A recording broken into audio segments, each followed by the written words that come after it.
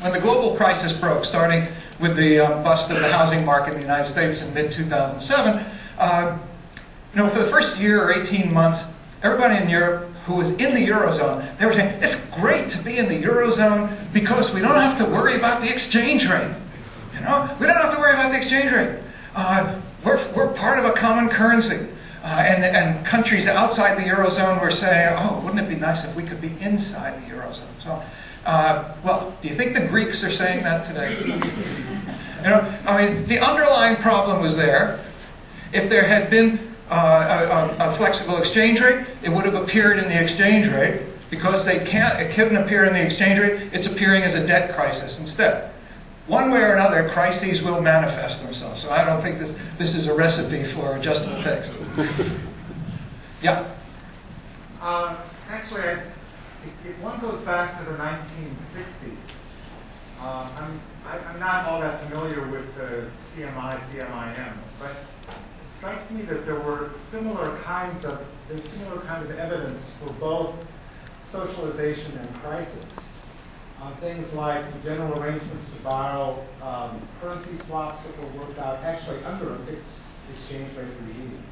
And that actually might be worth, I think of a book by Charles Cohen that was called The Arena of International Finance, in which he talks about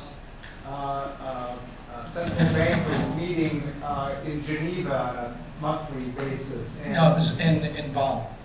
I think it was also at the Bank for International Settlements. Right. I have a personal story about that. Go ahead. Okay. But anyway, it seemed to me that maybe that's the point at which one might be in the Asian context, and that looking at monetary union or common currency is much later down the road. The other point I would make is that you haven't talked about the security side of it, but you have patterns of socialization in Europe that have worked on the security side, while on the Asian side we have a much more bilateral kind of model. So that also, I think, will frustrate what you want to have develop over time, but it's not inevitable, as you say. Now, the examples you talk about from the 1960s, the general arrangement to borrow started, I think, in 1964. The G5, G7 didn't start till the mid-70s. There was no pretense there. There was no, that's from the French, I guess. There was no claim, there was no expectation that this was going to lead to some kind of a regional unit. The proper analogy, I think, would be what was going on inside the European, then called the European community, rather than the broader group.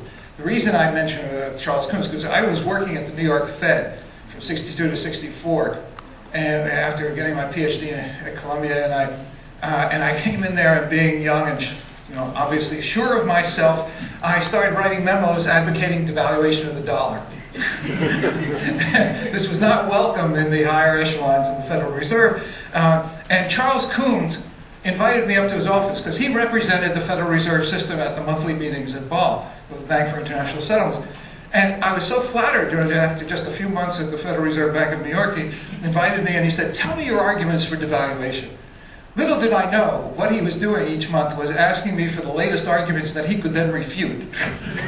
So I was being used, in effect. But my point is that the analogy would be with the European Union. The European Union did try to institute the equivalent of a European monetary fund. It never worked. It never did work. But other efforts toward closer union did. The snake in the tunnel was a failure, but then they had the European monetary system in the 1980s, and gradually they overcame some of these difficulties. The difference is that there was a regional commitment. The examples of the GAB or other arrangements among the major financial powers in the 60s and 70s, the connection to security was almost the reverse of what we're talking about in East Asia. Here you had a group of countries that were diverse in terms of region. You had Japan, after all, you had Canada and the US, and then you had the European countries. But they all were part of an anti-Soviet alliance. And they had a security reason to drive them together, to cooperate, to avoid crisis, to help one another. Just the reverse of the situation that you have inside East Asia. At the end of the Cold War, some people used to refer to this as the security blanket. And the security blanket was removed by the end of the Cold War, and the expectation was that now these countries would no longer cooperate. That hasn't quite happened. But in the 60s and 70s, the security consideration was pro-cooperation rather than opposed to it. Any other? Yes, back there. Hi. You mentioned about leadership being a problem for integration in East Asia. For obvious reasons, the tension between China and Japan. What do you think of the recent developments in the past 2-3 years of the efforts to bring in more countries into the East Asia equation? Not at the same level as the ASEAN was, we're talking about the East Asia summit, the region of New Zealand and Australia and India. Is that something complicated? No, I think it just makes it worse. The more sovereign governments that get involved, the more difficult it is to reach agreement. Compare the decision-making within the European Common Market when there were only 6, with today when you have 27 countries. It's a situation where you've got so many people around the table that it's difficult to know how they will even agree on where to go to dinner, let alone reach serious decisions. The fact is that the more you add countries, particularly countries that are heterogeneous and different from the ones that are already there, the more difficult it is to reach agreement. Organization theory says that as you add arithmetically to the number of people in the decision process, you increase the difficulties geometrically, and so this is not going to help. Sure, of course. It may not help with reaching more practical agreements that are binding, but it might help bring more leadership into other types of agreements that might reduce the tension between China and Japan. China and India are not exactly close. Some people see them as the countries that will be jockeying for leadership in the 21st century.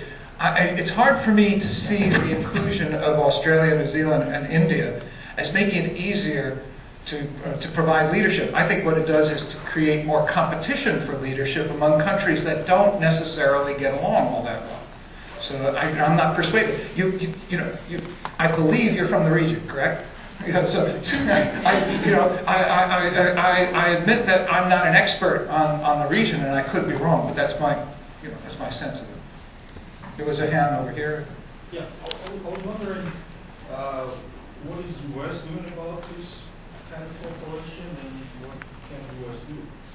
Well, the U.S. is clearly a party creep. The U.S. is involved. The U.S. has a real interest in the region.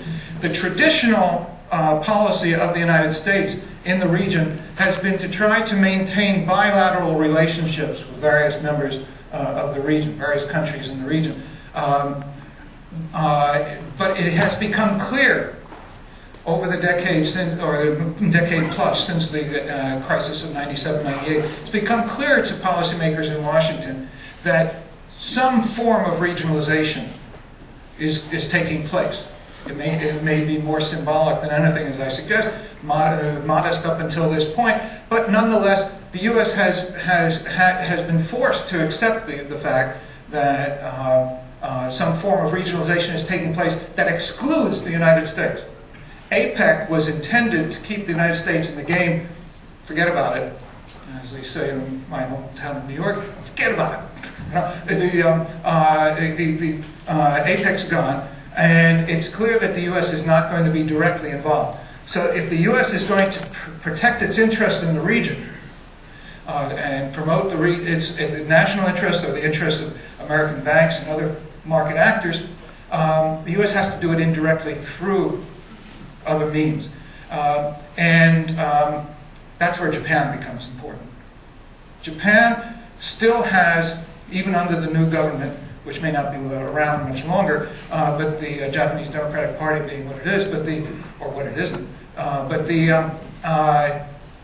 Japan has always had, since World War II, a very close relationship with the United States, and has balanced its own interest in the region with an interest of not disturbing the relationship with the United States.